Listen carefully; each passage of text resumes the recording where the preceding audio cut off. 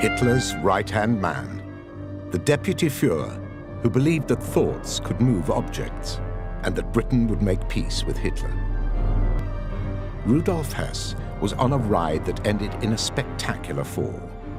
He rubbed shoulders with the Nazi elite, yet abandoned the Reich at the height of its power on a secret quest to strike a deal with the enemy. The echo of war is heard loudly in Europe. The ruthless forces of the Third Reich have become indomitable and are destroying everything in their path. Adolf Hitler's regime is going through its moment of greatest supremacy when Rudolf Hess, one of the men behind the leader, decides to step out of his shadow to try to negotiate peace with the British. This surprising event, carried out in secret from the Nazi High Command, is one of the most enigmatic episodes of the Second World War and marked a break in Adolf Hitler's inner circle. The Führer repudiated his trusted man and described the incident as an act of madness. Rudolf Hess's mission was a failure, and he ended up being captured by the enemy. From that moment on, nothing was the same. Hess spent the rest of his days behind bars, witnessing how the empire he had helped build collapsed, until a mysterious death knocked on his door. In this new military history video, we will investigate his life, his death, and the fate of his body. Stay with us and discover the enigma behind Rudolf Hess, the last Nazi. The last inmate in Spandau Prison. An old man pacing the yard alone. Mystery and intrigue continues to swirl around his life and death. The intriguing life of Rudolf Hess begins with his own origins. Despite being one of the great representatives of the Nationalist Party that exalted the German race above all others, the Nazi leader was not born in Germany. His father, Fritz Hess, a prosperous merchant from Bavaria, and his mother, Clara, lived in Alexandria, Egypt, when Rudolf came into the world on April 26, 1894. He was the eldest of 3 brothers who grew up in a well-off family. As a teenager, he was carried away by his affection for his family roots and traveled to German territory to study. His heart felt that this was his true homeland, and when he was 20 years old, he joined the army to participate in the First World War that broke out on July 28, 1914. He was wounded on several occasions, but the most serious one occurred on August 8, 1917, when he was shot in the chest. After being treated on Romanian soil, he was sent to a hospital in Hungary and finally back to Germany to complete his recovery. Still convalescing, Hess needed to get back into combat.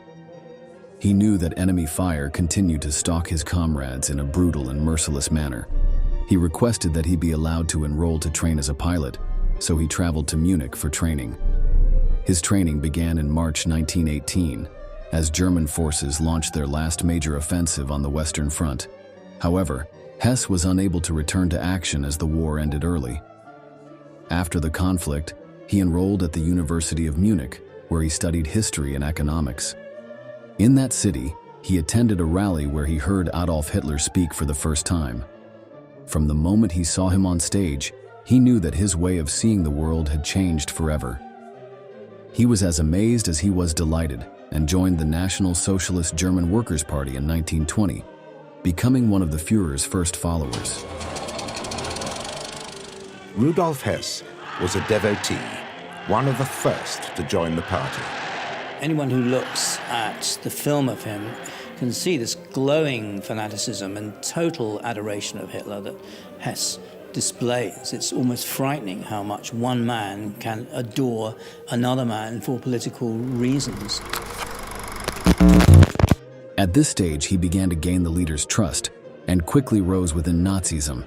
He was a loyal figure who contributed to the consolidation of the movement, even actively participating in the most significant events.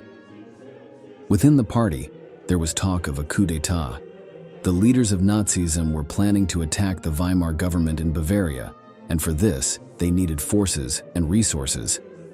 Rudolf Hess became a key player, introducing Hitler to former generals from the First World War who were willing to collaborate to take control of the country. The operation took place between November 8th and 9th, 1923, but it was a failure. As a result, several Nazi leaders were imprisoned. In any case, this event was crucial, as it consolidated the relationship between Rudolf and Adolf Hitler. During his days in prison, Hess helped the party leader write My Struggle, an autobiography that ended up becoming the ideological manifesto of Nazism. Although the Führer was the main author, his loyal servant played a fundamental role as assistant and editor and helped organize and structure the radical ideas of the future dictator. This book became the central guide to anti-Semitism and Aryan supremacy, that is, the seed of the future genocide. Little by little, the German people were sweetened by the Nazi propaganda that flooded everything. It reached their homes through television, also through cinema and music. Nothing was left to chance. The population needed to be convinced to support the vision of a prosperous country, based on the discrimination of Jews, who were blamed for all the ills of the nation. Finally, on January 30th, 1933, Hitler came to power, and Rudolf Hess established himself as one of the most important men in the regime. He was named Vice Führer, that is, lieutenant of the leader, which placed him among the most important leaders of the party. Although he did not have the same operational power as figures such as the head of the SS, Heinrich Himmler, or the Minister of Propaganda, Joseph Goebbels, he was seen as a symbol of absolute loyalty to the new chancellor.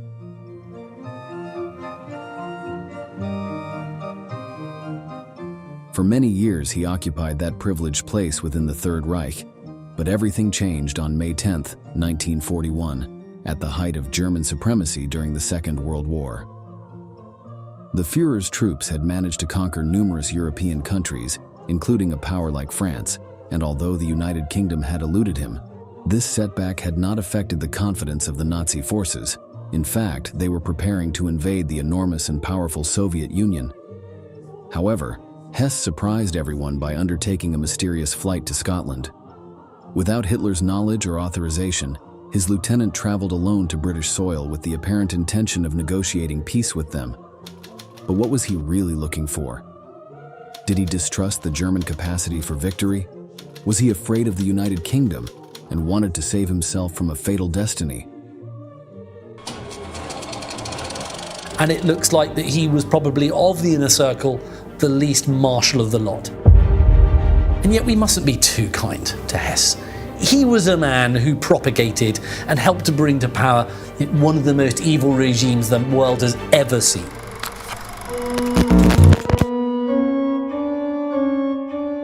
Hess had taken off from Augsburg-Hohenstetten airfield aboard a Messerschmitt 110. He was wearing a leather flight suit with captain's insignia and carried some British money in his pockets, a map, and various medicines. The trip was an odyssey, and the Nazi showed all his skill as a pilot. He flew at just 15 meters high to avoid being detected by enemy radar. However, on his way, he encountered two Spitfire fighters.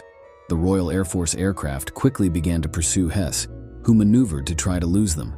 He thought that at any moment they could open fire and shoot him down. However, the British, upon discovering that the plane was alone, simply escorted it to find out where it was going and who its mysterious occupant was. At 11:05 p.m., almost out of fuel and over Scottish soil, the German risked climbing to 1,800 meters and jumped out by parachute. The aircraft crashed 19 kilometers further on. Hess was slightly injured during the fall to the ground and was treated by a farmer, the owner of the property where he landed, and the one in charge of notifying the authorities. British soldiers immediately arrived at the scene. The Germans said he was Captain Horn, but his face was too well known to fool anyone. No one could believe who he really was. He did not even have the chance to propose peace or an alliance. The possibility of speaking to Churchill never existed. He went straight to jail. The next day, Adolf Hitler received a handwritten note from the man who until then had been his right-hand man. There he informed him, "My Führer, when you receive this letter, I will be in England."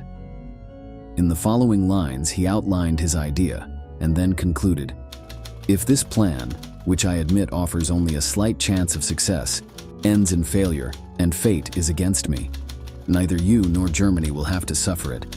You will always be able to decline all responsibility. Just say that I have lost my mind. The principals are summoned. Bormann has no answers to Hitler's furious questions. How could Hess have flown off without anyone knowing? Why didn't anyone stop him?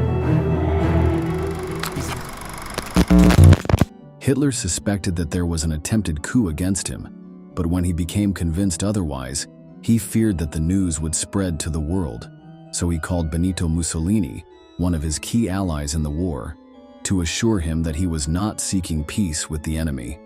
Still bewildered by what had happened, the Führer stripped Hess of all his posts, expelled him from the Reich and the Nazi Party, and secretly gave orders that he should be shot to death if he ever returned to Germany.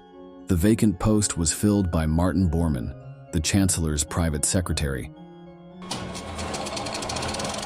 At the heart of it was Hitler, incandescent with rage that his most trusted, loyal comrade from all those years back had just got off in a plane in the middle of the night and flown off without telling him. The motivation behind the incident remains a matter of debate. The true intentions behind Rudolf Hess's decision will always remain one of the great secrets of World War II. The fact is that the action resulted in the former lieutenant of the Führer not returning to Germany until the end of the war. This means that he was never able to see Hitler face to face again, who took his own life on April 30th, 1945. Hess only left prison in the United Kingdom on October 10th of that year, when he was sent to Nuremberg to be tried alongside the famous 23 Nazi leaders responsible for crimes against humanity. At Nuremberg, he pretended to be suffering from amnesia, but when the commandant challenged him with behaving in a not very manly fashion, and he owed it to his family and to his country to make a clean breast of it, next day he stood up and said his memory was responding perfectly, and he wished to stand trial with his colleagues.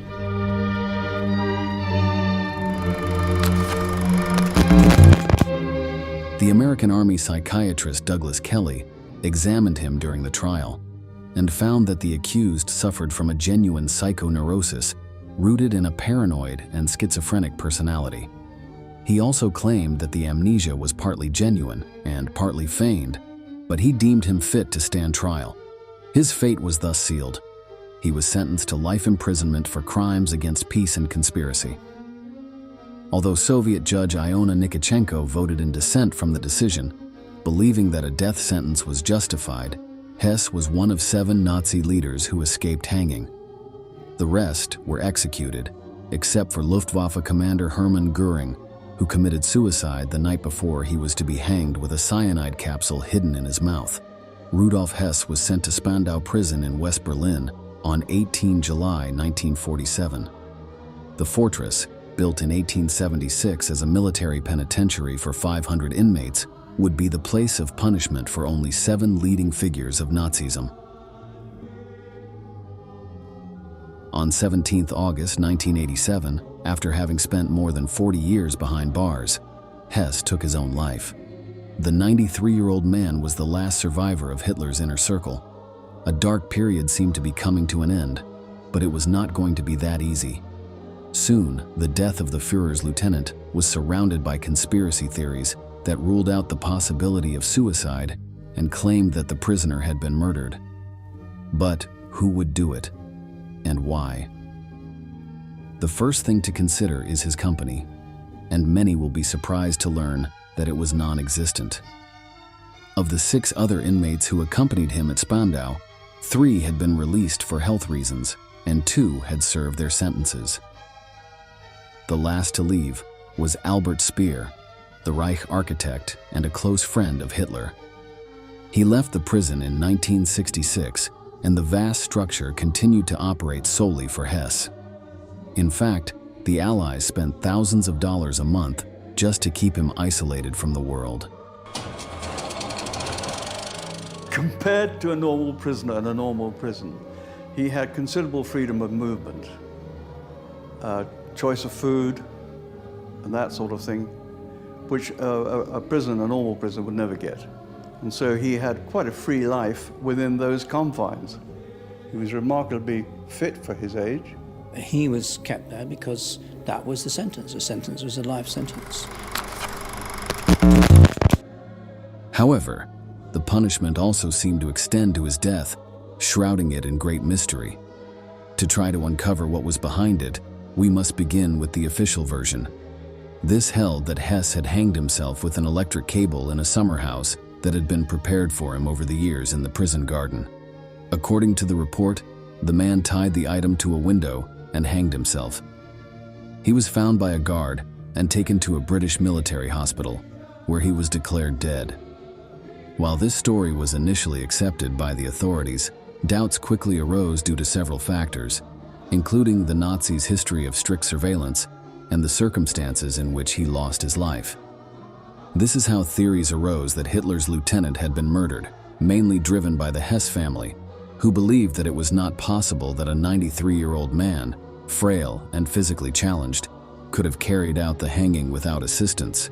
The old man suffered from numerous illnesses, including severe arthritis and partial blindness, but not everything had to do with his health problems. Another aspect that reinforced the idea was the absence of a farewell letter explaining the reasons for his decision. To complicate matters even more, the theory grew that some powers, especially the United Kingdom, might have wanted to prevent Hess from being released after several requests to the authorities due to his advanced age. His imprisonment for more than 40 years had been a matter of controversy, and if he spoke publicly, he could also reveal compromising information about the Nazis or his flight to Scotland in 1941. The possibility of murder was gaining more and more support. There were no witnesses.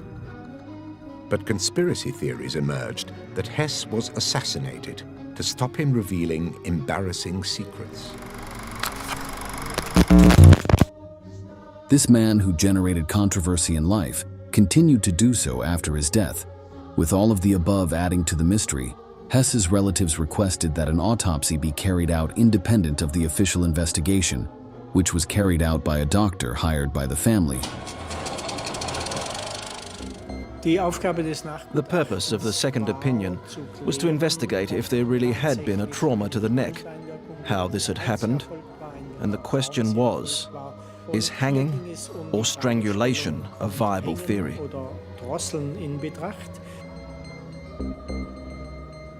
The report came to the conclusion that the death corresponds to the compression of the neck through a rope-like implement. The report did not voice an opinion whether this was down to hanging or strangulation.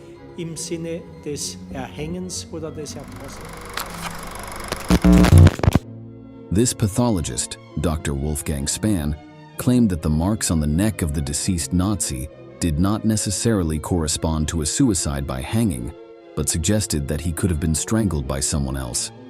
In the end, the second autopsy left more questions than answers, especially when the German doctor found that the body was missing essential parts for such an examination. The larynx and trachea were missing, the thyroid gland and the carotid artery were missing. Immediately, the theory of a conspiracy behind his death grew enormously, until those in charge of the official analysis gave their explanation. Those parts wouldn't have been given to the family at that stage because they still hadn't been finished being examined. That type of examination takes days, and we certainly wanted to get rid of the body, so we handed it back. Rumor and speculation followed Rudolf Hess in life and death. The second unofficial autopsy was inconclusive. The search for clear answers became an odyssey. Meanwhile, new factors fueled the mystery, such as the rapid destruction of Spandau Prison following Hess's death. Rather than turning it into a museum or historical site, the authorities decided to demolish the jail entirely, raising suspicions that they may have been trying to hide evidence. Finally, amid the confusion, another, if somewhat more far-fetched theory emerged. British surgeon Hugh Thomas, who examined Hess in 1973, suggested that the imprisoned man was not actually Hitler's lieutenant, but an imposter.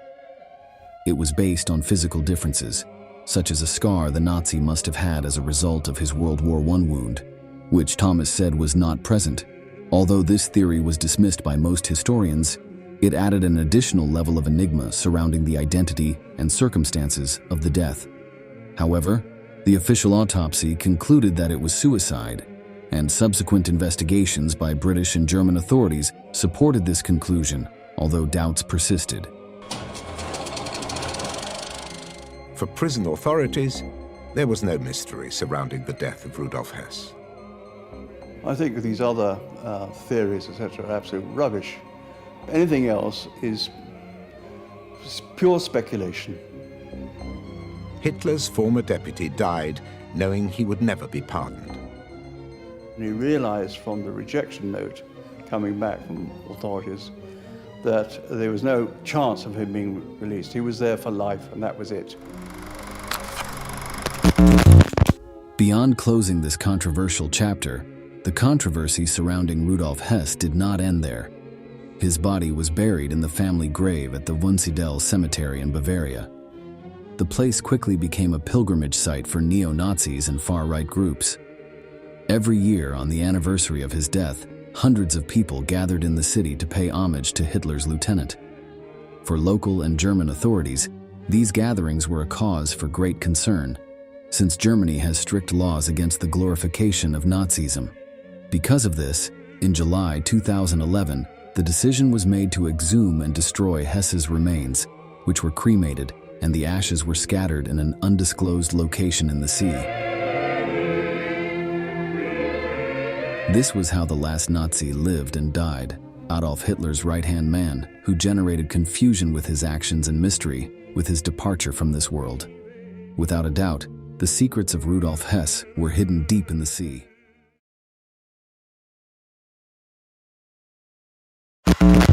I was in the same army, in the 4th, and we heard about Rommel.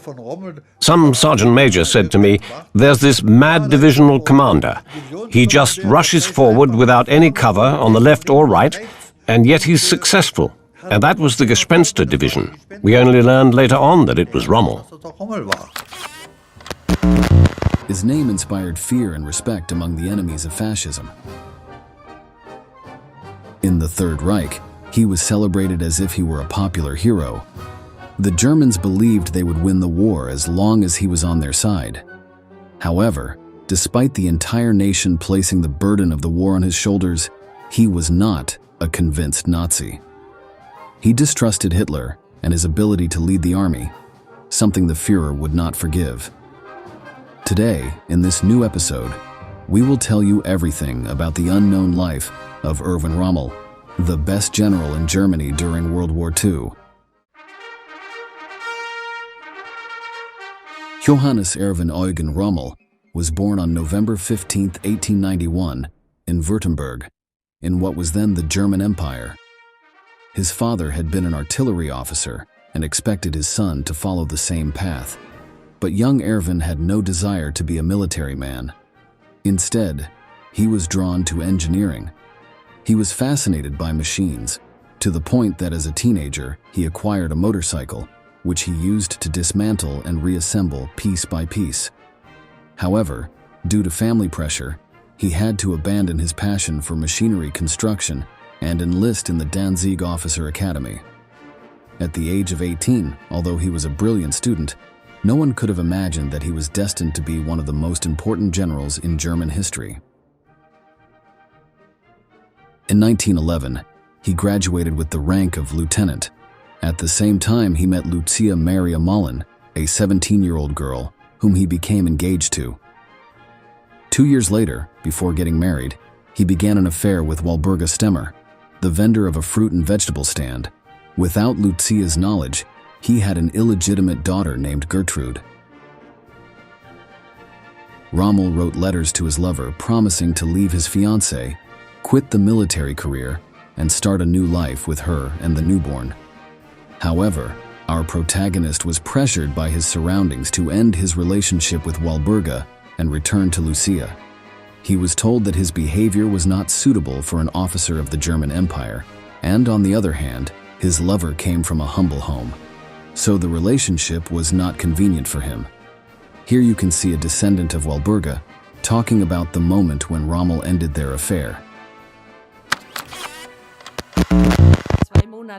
2 months after his letter, when he said they would get the flat and they would stay together, 2 or 3 months later, she got another letter explaining that he couldn't marry her. The conflict was resolved discreetly and did not become a public scandal. Rommel's solution was to tell his fiancée the whole truth, including that he had an illegitimate daughter. Lucia understood and still accepted to marry him. Nevertheless, Erwin had the decency not to forget his lover and her child, and continued to assist them with money. He never lost contact with them and wrote to them weekly for years. Still, Walburga never accepted that Rommel did not want to be with her, leading to a tragedy. But let's not get ahead of ourselves. In 1914, when World War I began, Lieutenant Erwin Rommel fought in the campaigns in France, Romania, and Italy. Since then, he gained notoriety in the army for his surprise attacks. On August 22nd of that year, he had his baptism of fire. On that occasion, while leading a small group of 3 men in Verdun, he launched an assault against a distracted French garrison. All of young Erwin's military actions followed the same pattern: infiltrate enemy lines using heavy covering fire, advance rapidly to a position that allowed him to flank his opponents, and then open fire ruthlessly, just when they least expected it, until they surrendered, fled, or died. The successes of our protagonist led to him being awarded the Pour le Mérite, one of the highest decorations of the German Empire. In 1918, at the end of the war, he had reached the rank of captain. 2 years later, Germany plunged into chaos, partly due to dissatisfaction with the defeat in the war, leading to the emperor's resignation, and partly due to the disastrous economic situation. In this context, there were communist uprisings against the government, seeking to seize power and establish a new social regime. While many military leaders suppressed the rebellions with bloodshed, Erwin tried to pacify them through diplomacy and without causing unnecessary massacres. It is interesting to compare Rommel's trajectory with that of Adolf Hitler. Both fought in World War I and experienced the suffering of the trenches. Both were anti-communists and believed in the stab-in-the-back theory, that Germany had been betrayed by Jews and socialists, and that without them they would have triumphed. However, the main difference between them was that, for Rommel, violence was not necessary to solve the problem. He believed it was possible to reach an agreement with the rebels through negotiation, as their adherence to communism was due to the economic hardships the country was going through. Needless to say, Hitler's perspective was more extreme. Rommel was convinced that once wages were restored and the population was employed under dignified conditions, the specter of a Bolshevik revolution would disappear forever. Our protagonist had a special sensitivity to detect Germany's problems and a more than peculiar personality, as this historian points out.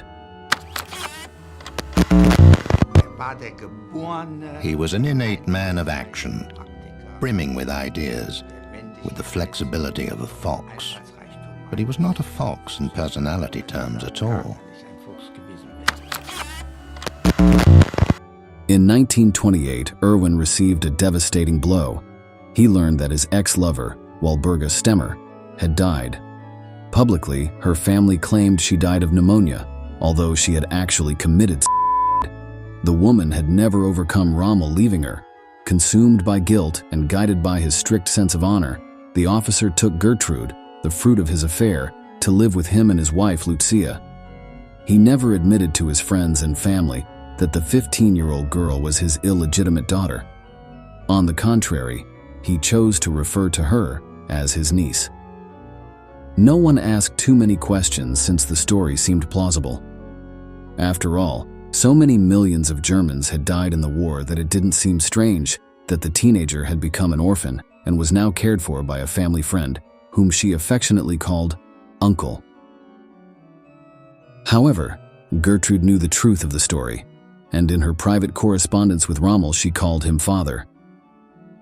The relationship between them was one of immense affection, and in fact, she knitted him a scarf that, years later, our protagonist would wear in the North African military campaign.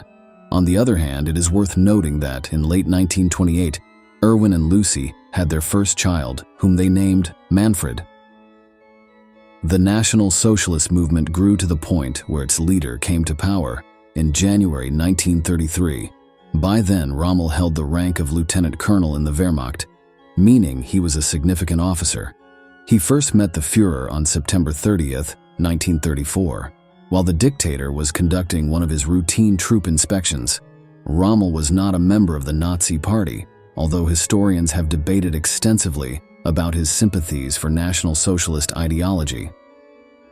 Below, we will see an excerpt from an interview with Manfred, Erwin's son, talking about the relationship between Hitler and his father. My father and my mother were deeply impressed by the successes at home and abroad. Of course, they were fake. Hitler just printed money and pretended to be a miracle worker. But at the time, people didn't see through it. Also, Hitler gave the impression of being on the side of the military, and they liked that too. So, I can't say that in the years 1933, 34 and 35, my father understood Hitler's true nature. Not at all. If that had been the case, then his behavior would not have been at all explicable. As you can see, he does not believe that in the early years of the dictatorship, Erwin was aware of the Führer's true intentions. As we saw earlier, he did not view Jews favorably, but he also did not share the anti-Semitism of the Nazi leader.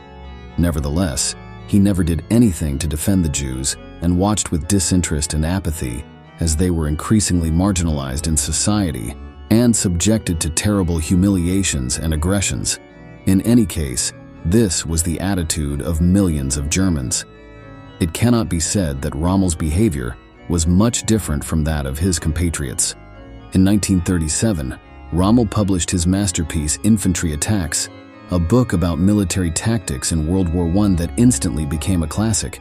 This only solidified his reputation as a military instructor, to the point that Hitler himself owned a copy of the book that he read regularly. Shortly afterward, the dictator appointed him the second commander of his personal escort battalion. It was an honorary position, and our protagonist used the free time it provided to pursue his interests in engineering. However, while he was interested in motorcycles and gliders in his youth, he was now interested in mechanics applied to the war industry, tanks, and machine guns. In September 1939, Hitler invaded Poland, and World War II broke out. Rommel was promoted to the rank of general, and from this point on, he began to influence to be appointed to lead a tank unit.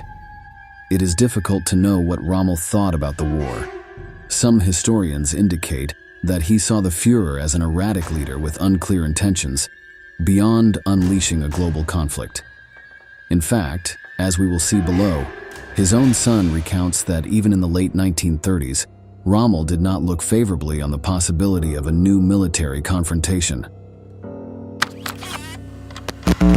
My mother always said that when my father left for the Führer's headquarters in 1939, he was still saying, "As long as my generation who experienced the World War are still around, you can be sure that there won't be a second."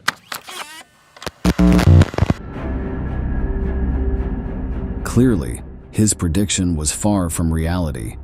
In any case, Rommel eventually achieved his military goal and was promoted to general of the 7th Panzer Division, which consisted of 218 tanks, 2 infantry regiments, a battalion of motorcycle soldiers, an engineering battalion, and an anti-tank troops battalion. Erwin prepared them to carry out surprise attack maneuvers. That tactic had allowed him to win his first battles in World War I, and now he planned to repeat them.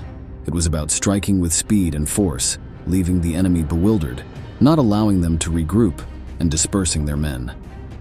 This was how Rommel's tanks paved the way for the Third Reich to expand into France, Belgium, and the Netherlands. In February 1941, once his mission on the continental Europe was fulfilled, Hitler and the Wehrmacht put him in charge of the campaign in North Africa, where he had to defeat the Allies and prevent them from attacking Germany from the south. It was a complicated task, as on this occasion he was not fighting on the familiar territory of the old continent, but now faced an endless desert. The climate was different, the landscape was unlike anything he knew, and the tactics to be employed had to be modified. In theory, Rommel was supposed to be subordinate to the orders of an officer of Mussolini, General Italo Garibaldi. However, in practice, Erwin completely ignored him and did what he considered necessary to defeat the English, who were the main threat on the North African front. Our protagonist's lack of respect for the Axis force's chain of command is one of the reasons why many consider him an overrated military man.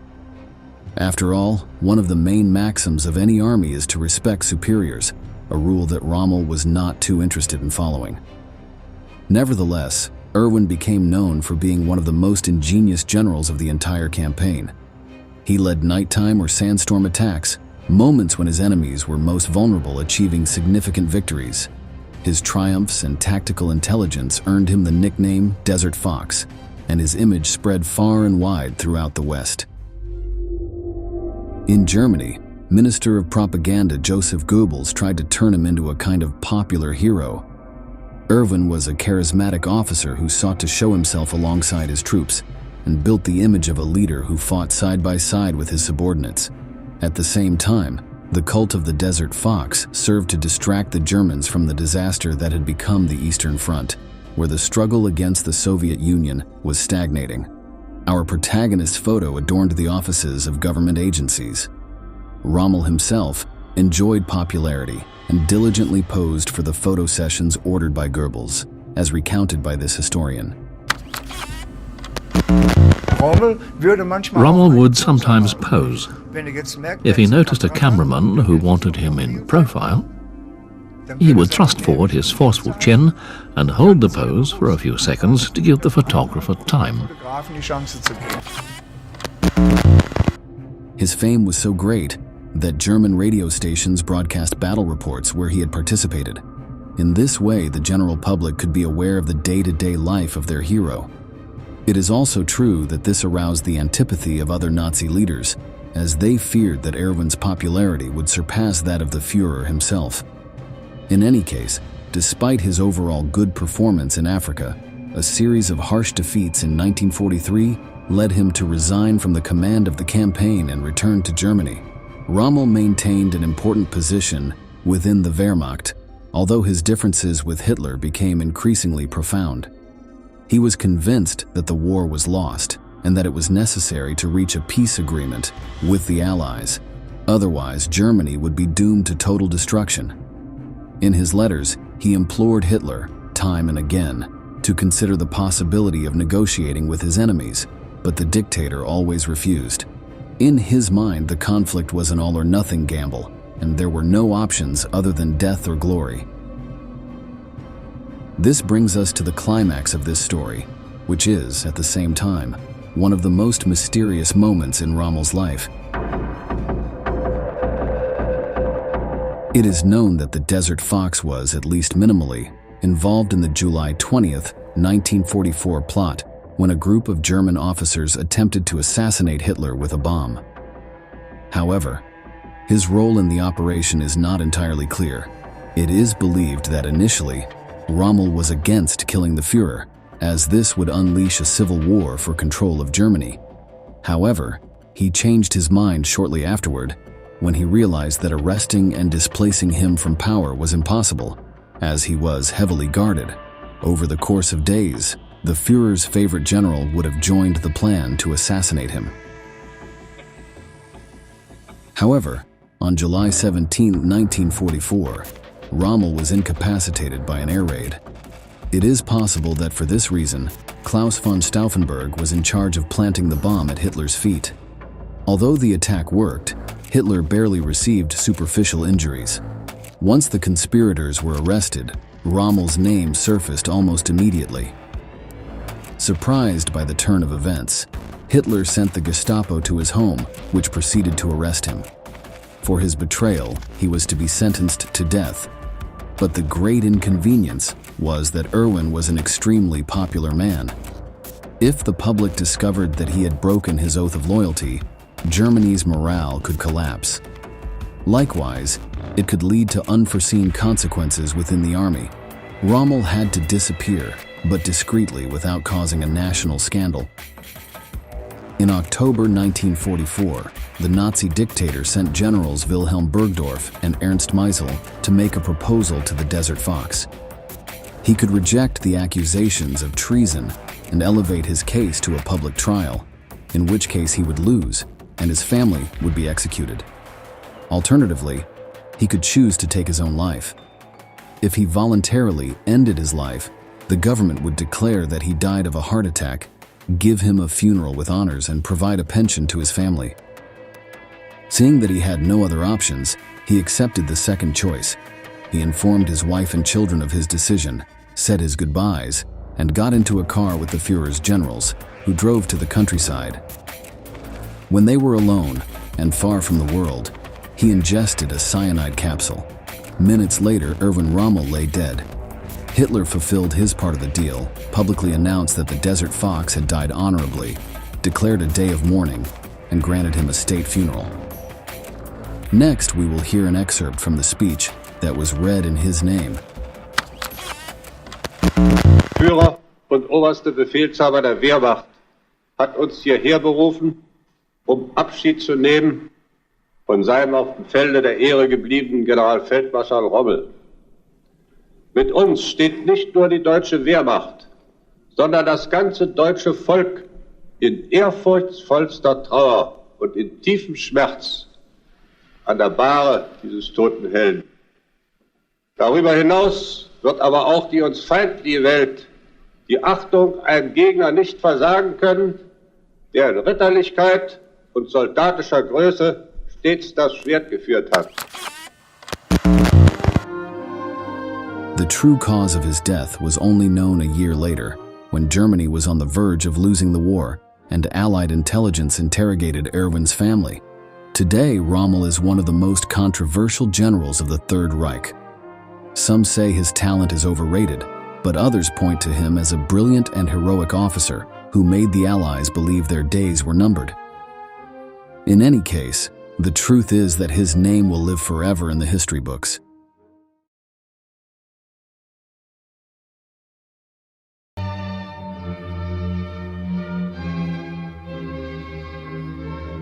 If you want to know what Hitler is thinking, you should look at what Himmler is doing. No one interprets and understands Hitler's desires in racial policy with a better track record of accuracy than Heinrich Himmler. A turbulent and dark figure, founder of Nazism, cannot have an ending like anyone else's. The last days of Heinrich Himmler, which seem to come out of a Hollywood movie, are as dramatic and somber as the life that preceded him. As the collapse of the Third Reich approached, this sinister official found himself engulfed in a whirlwind of bewildering events which would be etched into the memory of the German nation. In today's video, we will examine the events that led to Himmler's arrest, as well as the consequences of his betrayal in the days preceding his capture. Join us on this deep and revealing journey towards the twilight of Nazi power and the final days of Heinrich Himmler. Welcome once again to military history. On May 22, 1945, at the twilight of the Second World War, a British patrol in Bremervörde, northern Germany, encountered 3 individuals who raised suspicions. Although the conflict was nearing its end, fears persisted that some Nazis might attempt to reorganize or flee, so border controls were particularly vigilant. What alerted the English was the presence of a group of men dressed in elegant long coats. 2 walked ahead, while a third, with an eye patch and a much more disheveled appearance, followed closely behind. Constantly, the first 2 checked the presence of the one-eyed man, as if following his orders, arousing some distrust in the guards. Due to this suspicion, the suspects were detained. As they were taken to a checkpoint, the British guards requested their documents.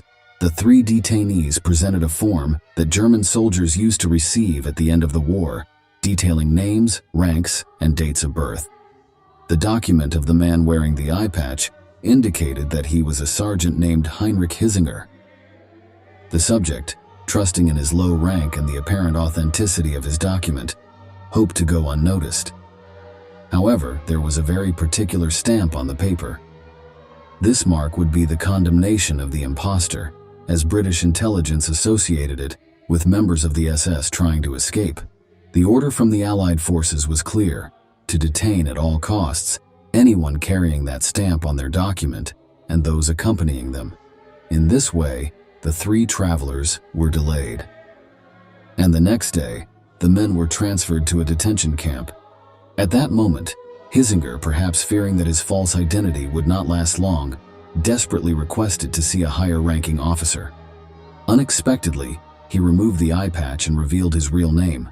He claimed to be Heinrich Himmler, the leader of the SS and a key architect of the Holocaust. The British, completely stunned, began the interrogation to confirm his identity. If he was telling the truth, they were facing one of the most powerful men of the Reich, one of the most evil people of the 20th century. Before we discover if the man with the eye patch was indeed who he claimed to be, let us now tell you who Heinrich Himmler was, one of the most sinister men in modern history. Born on October 7, 1900, in Munich, Bavaria, into a conservative Catholic middle-class family, this dark figure would play a crucial role in the gestation and consolidation of the Third Reich. Himmler completed his secondary education in Landshut in July 1919, and during his time there he joined a fraternity of German nationalist students. With this group, he immersed himself in reading Völkisch literature, a racist nationalist literature prevalent in the German far right during the interwar period. He then attended the Technical University of Munich, where he studied agronomy. There is no evidence of significant Nazi activities during his university years, but the seed of a sectarian person was beginning to emerge in some of his actions. By obtaining his university degree in August 1922, Himmler had already become a fervent discriminatory nationalist and political activist. Himmler, who came across as this sort of rather weak person, was in fact one of the most evil and one of the strongest people in the creation of this racial horror nightmare that was created by Nazi Germany. In August 1923, he joined the National Socialist Party and devoted the rest of his life to the Nazi cause. On November 9, 1923, Himmler participated in a famous proto-Nazi assault and demonstration alongside Adolf Hitler, Ernst Röhm, Hermann Göring, and other future leaders of the Reich, which marked a milestone in his commitment to the totalitarian movement. In the tumultuous post-war period in Germany, the Weimar Republic struggled to stabilize from rampant inflation that pushed the nation to the brink of collapse. It was in this tumultuous context that Hitler and Himmler, backed by the SA, which were the Nazi stormtroopers of that time, decided to carry out the famous beer hall putsch. On the night of November 8th, they stormed a meeting at the Burger Bräukeller, a brewery in Munich, where the Bavarian leader Gustav von Kahr was speaking to a diverse audience. In a bold act, Hitler took to the stage, fired a shot into the ceiling, and proclaimed the beginning of a national revolution, calling on those present to overthrow the government. Himmler and the Führer believed they could channel social discontent and start an effective uprising. However, the attempted coup d'etat did not go as planned. Police and government forces crushed the revolt the next day. Hitler was injured and subsequently arrested, while Himmler managed to escape temporarily. Although the beer hall putsch was an immediate fiasco, it marked the beginning of Hitler's meteoric rise and, less obviously at that moment, of Heinrich Himmler's.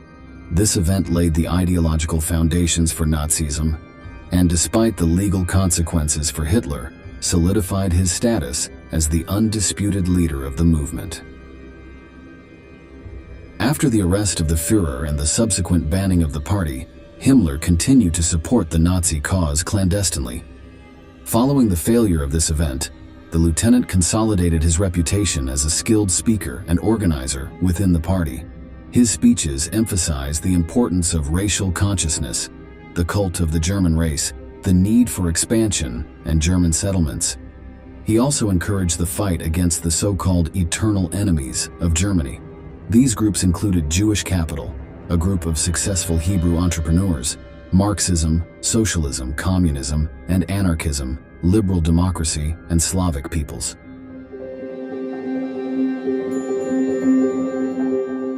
His dedication and loyalty caught Hitler's attention, who, after his release, selected him to lead the SS on January 6, 1929.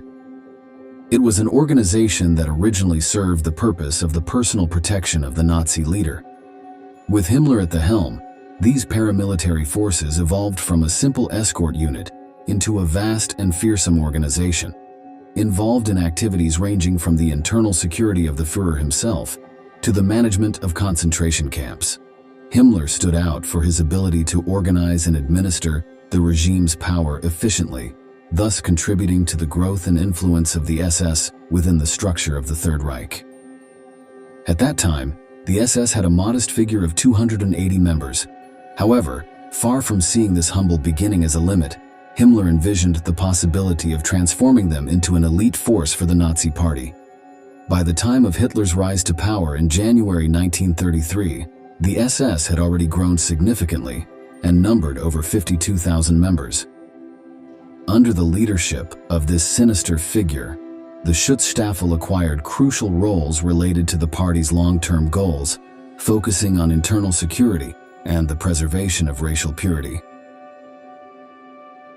One of the darkest milestones of Himmler's early years was the creation of the Gestapo, the feared secret police of the regime. Under his direction, this clandestine organization deployed brutal tactics to eliminate any form of opposition to the party and to Hitler. His rise to the position of Reichsführer, which was the commander-in-chief of the SS, not only evidenced his organizational ability, but also his fanatical commitment to the racial and anti-Semitic ideology of National Socialism. His influence extended to the implementation of eugenic policies and the planning of the Holocaust. Let us now examine the extreme cruelty of this perverse man in the systematic extermination of Jews during the Second World War. Heinrich Himmler, Vollstrecker der Mordbefehle. Ob die anderen Völker in Wohlfahrt leben, ob sie verrecken vor Hunger, das interessiert mich nur so weit, als wir sie als Sklaven für unsere Kultur brauchen. Anders interessiert mich nicht. Ob bei einem Bau eines Panzergrabens 10.000 russische Weiber an den Kräften umfallen oder nicht, interessiert mich nur so weit, als der Panzergraben für Deutschland fertig wird. As the chief of the police in the SS, Himmler also played a key role in the internal repression of the regime, using brutal methods to eliminate any form of resistance or dissent. His involvement in the planning and execution of events like the Night of the Long Knives in 1934 reflected his willingness to eliminate internal political rivals. His influence left an indelible mark on the horrors of Nazism, and his role in managing the repressive and genocidal machinery of the Third Reich placed him among the most notorious perpetrators of war crimes and human rights violations. Himmler, obsessed with the idea of a superior Aryan race, devised and oversaw the concentration camp system that would become synonymous with Nazi genocide. From concentration camps to extermination camps, his hand guided the death machinery that would lead to the systematic annihilation of millions of people, primarily Jews, but also Roma, disabled individuals, communists, and others considered as vermin by the regime. The infamous Wannsee Conference, held on January 20, 1942, marked a milestone in the history of National Socialist barbarism. Himmler played a key role as one of the main architects of the final solution. As the leader of the SS, he supported and coordinated measures for the deportation and systematic extermination of Jews during the Holocaust. This discourse sealed the fate of millions, establishing the means and methods for carrying out systematic killing in extermination camps like Auschwitz, Sobibor, Treblinka, and many others across Europe. Himmler, along with other high-ranking Nazi officials, discussed and planned the operational details to carry out the final solution, a cruel euphemism for the mass extermination of European Jews. He was not only the architect of the logistics behind the Holocaust, but also personally supervised the construction and operation of concentration camps. His sinister role was not limited to bureaucratic distance. He regularly visited the camps, witnessed executions, and promoted the dehumanization of the victims. He even went for walks in the gruesome establishments hand in hand with his young daughter, proudly showing her the work he was doing. Such a sinister yet true image paints a complete picture of one of the most inhumane and ruthless of the Nazi hierarchs. Let's hear in his own words what he thought of the Holocaust. Ich will auch ein ganz schweres Kapitel nennen. Ich meine die Ausrottung des jüdischen Volkes. Es gehört zu den Dingen, die man leicht ausspricht. Das jüdische Volk wird ausgerottet. Das hat Ihnen jede Partei genossen. Ganz klar steht in unserem Programm drin, Aussandung der Juden, Ausrottung machen wir, Kleinigkeit. Von euch werden die meisten wissen, was es heißt, wenn 100 Leichen besser wie liegen. Wenn 500 da liegen oder wenn 1000 da liegen. Und dies durchgehalten zu haben und dabei anständig geblieben zu sein, ist ein niemals genanntes und niemals zu nennendes Ruhmesblatt. As the Second World War drew to a close, Himmler found himself increasingly trapped in the spiral of Nazi decline. In April 1945, with enemy forces inexorably advancing towards Berlin, he sought to negotiate the surrender of the Third Reich with Great Britain and the United States. In secret, he initiated peace talks with the Western Allies and surprisingly, even attempted to negotiate with the Jews through Count Folke Bernadotte, a Swedish diplomat. However, his efforts were in vain as the Allies insisted on unconditional surrender. The gravest aspect of the negotiation for Himmler was not the Allies' refusal, but rather that this agreement was carried out behind the Führer's back. The betrayal of Hitler was plotted in secret, as a conspiracy to seek a way out of the inevitable collapse of the Third Reich. His most loyal follower from the beginning desperately sought to avoid the consequences of war crimes and impending trials with the German defeat. He sought to establish a peace agreement that would preserve his own life. In the winter of 1944 and 1945, he devised using prisoners from concentration camps as bargaining chips to initiate such talks. However, Himmler's attempts proved futile as the Allies refused to negotiate with someone so closely tied to Nazi crimes. The news of the negotiations reached Hitler during the advance on besieged Berlin on the night of April 28th to 29th, 1945. In one of his last official acts, Hitler dismissed Himmler from all his positions and ordered his arrest. Furious at his attempt to negotiate an agreement he considered treason at a critical moment for the Third Reich. This episode shed light on the internal tensions within the Nazi elite and the desperation that gripped some of its top leaders as they faced imminent collapse. Himmler's betrayal of Hitler once again revealed the complexity of the decisions that marked the end of a dark era in world history. Faced with imminent defeat, Himmler tried to conceal his identity and escape Allied justice, but he not only wanted to save his own skin. Amidst the chaos and decay of the Third Reich, the family of this Nazi hierarch was in a precarious situation. Himmler's wife and daughter Margaret and Gudrun were caught in the regime's impending downfall. Himmler was desperate to protect them, so he attempted to make secret deals to ensure their safety. The SS chief's efforts aimed to seek a pact that would guarantee their survival, so he explored diplomatic options. However, he could not prevent the consequences of his actions from falling upon his family.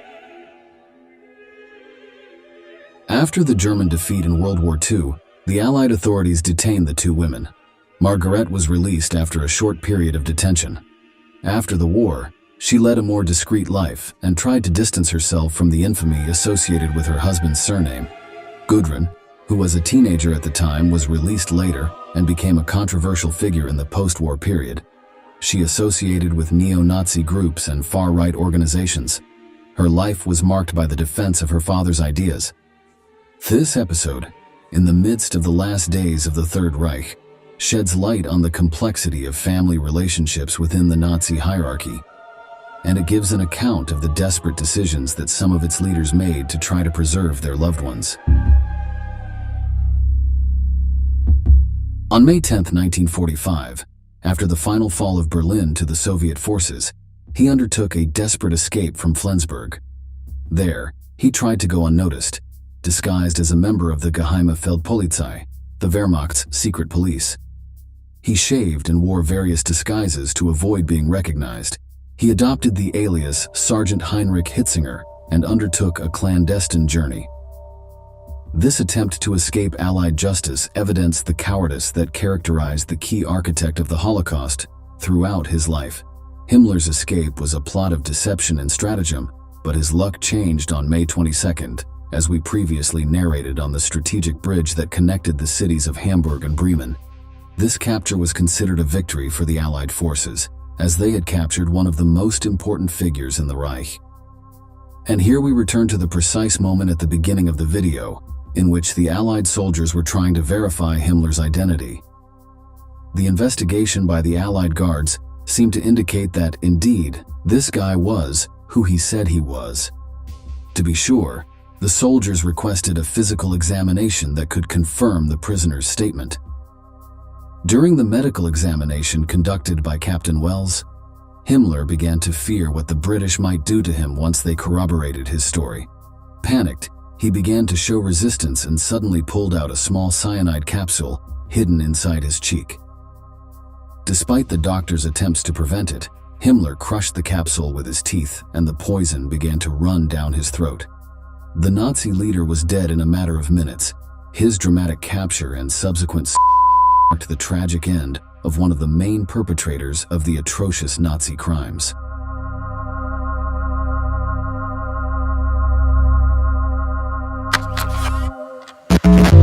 The once most powerful man, after Hitler, joins the army of defeated German soldiers.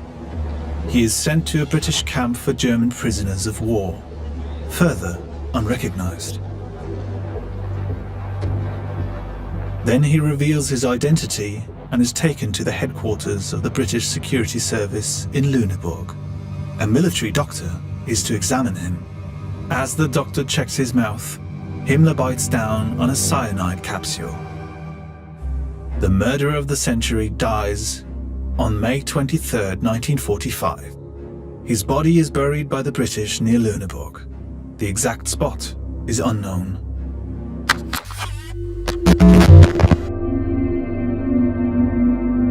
Himmler's early years in Nazism were marked by his rapid rise to power, his role in the formation and expansion of the SS, as well as his contribution to the consolidation of the repressive apparatus of the Nazi regime.